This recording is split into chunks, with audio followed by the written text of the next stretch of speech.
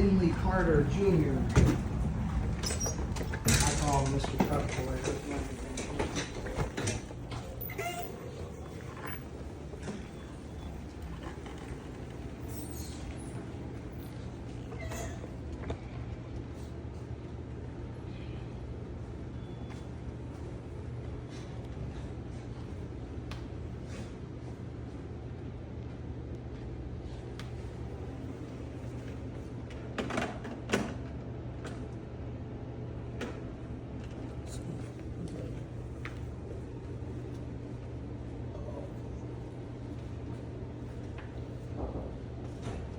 Hi, I'm here to interview the Deputy Chief Finley Carter. My name's Vincent McFarland. I'm with Wayne County Audit. Thank you.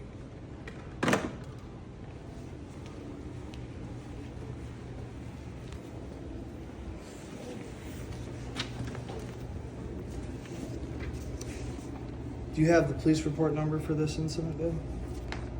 For the Dennis Daniels, did they ever give you an incident number? Just wondering if they did. What? No. No? So they never gave you, and what day did they come out? This was on like the 6th of July, wasn't it?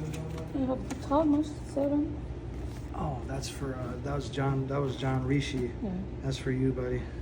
So yeah, we're gonna turn this in. We're gonna discuss this other piece of information here.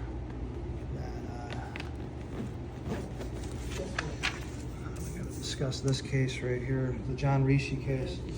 John Racy, excuse me. And then we also need to discuss this $33,000 FOIA deposit request. Because see, this is the type of shit they like to pull. All non-emergency audio dispatch March 1st to present, all internal communication pertaining. So what they did was, these were supposed to be the same. I'm asking for all non-emergency calls audio dispatch of those dates pertaining, and it should say and all internal communication pertaining to. So what they did was they decided to, they decided to separate these two to make it seem like I'm requesting every single call that's ever come in from March 1st to present, and that's not the case. I'm looking for, it's self-explanatory, but this is, they're asking for a good faith deposit of $16,522.13. Deputy Chief F. Carter, Finley Carter, FOIA coordinator. That's amusing right there.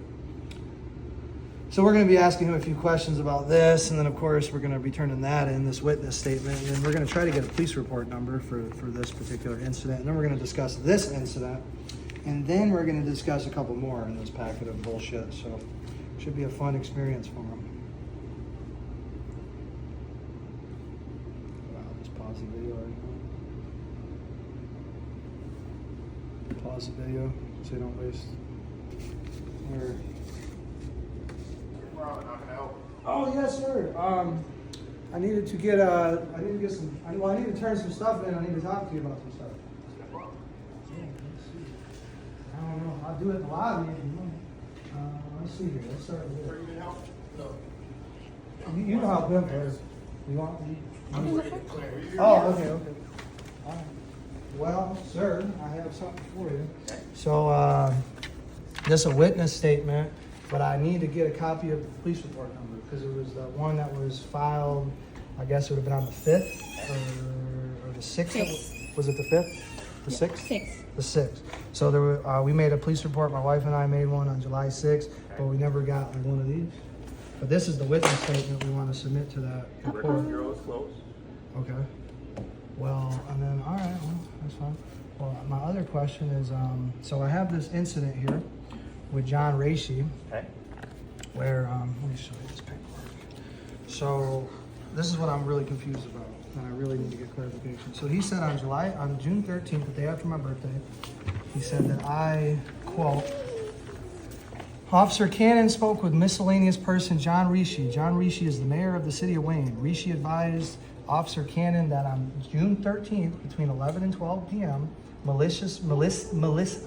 miscellaneous person to Vincent McFarland drove past Racy's house while he was standing on his front lawn. McFarland then shouted at Racy, and all Racy could hear was the F word. Racy stated Mr. McFarland was driving a silver SUV with damage on it. When asked, Racy recognized McFarland and recognized his voice from prior incidents. Racy stated that Mr. McFarland was giving him issues for months due to Racy's political status as mayor. When asked, Racy stated he drove past Mr. McFarland's home after this incident and verified the silver SUV in Mr. McFarland's driveway to be the same vehicle that drove past his home. Racy then came to the Wayne Police Department to file a report. So my question is so we have the police report that we filed on the 7th because Mr. Racy, and he admits to driving by my house. He threatened my family's life that day. My wife was a witness to it, so we have that police report. And he admits to it. Like, he actually admits that he drove by the house. And the interesting thing about this, this hearsay that he's portraying here is he claims that I was driving a silver SUV. I've never owned an SUV. I drive sedans exclusively, Toyota sedans. That's all I've ever owned.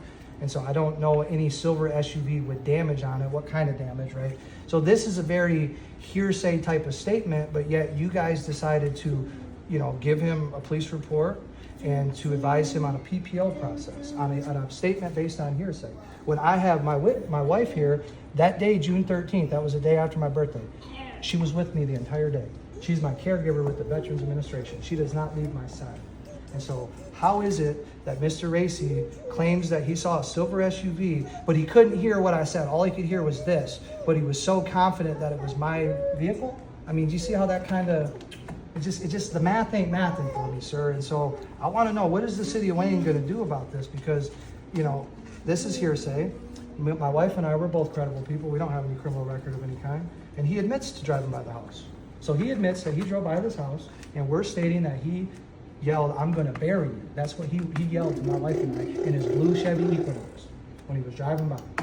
And so I'm just trying to figure this out. Like, how does this work exactly? So you guys will take a report on him and all this, but then when I have my wife as a witness and he admits to driving by my house after a so-called alleged incident, and you put in here incident, not an alleged incident, but incident.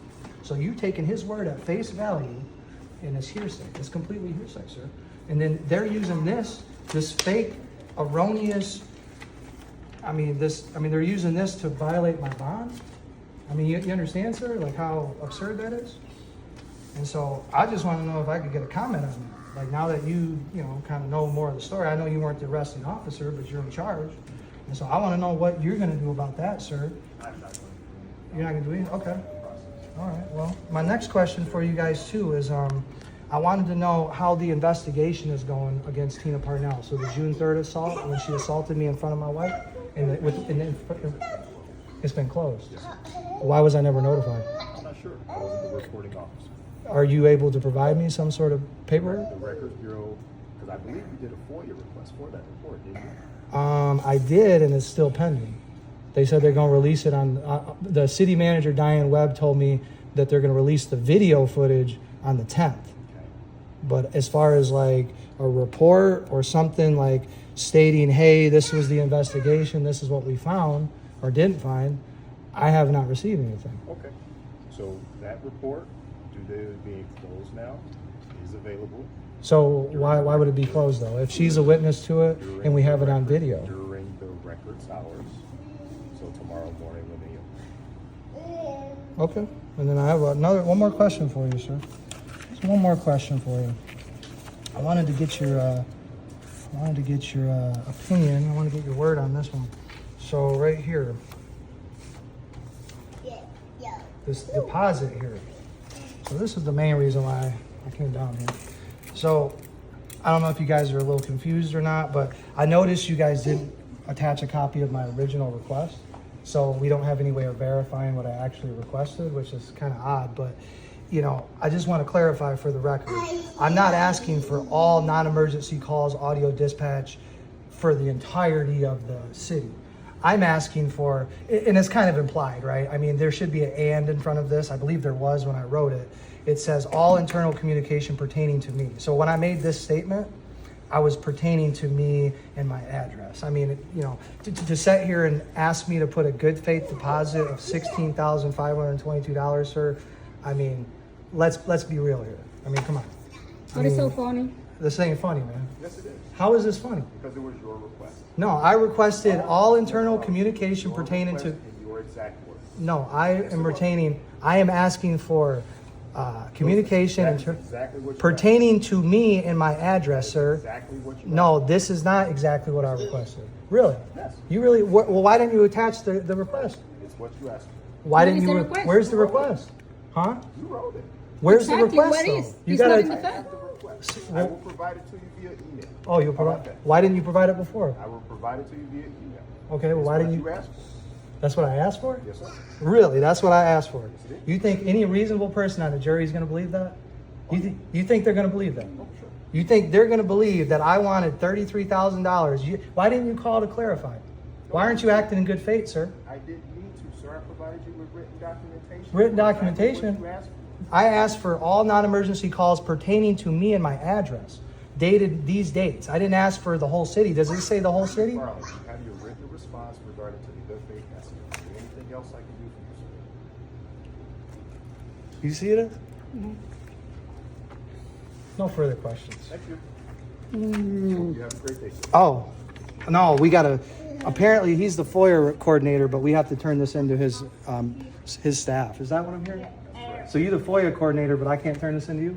Turn it into our records bureau in the office hours. Okay. What is the number of the case report? Oh, can you give me a case number? Your request. Oh, okay. Okay. Cool.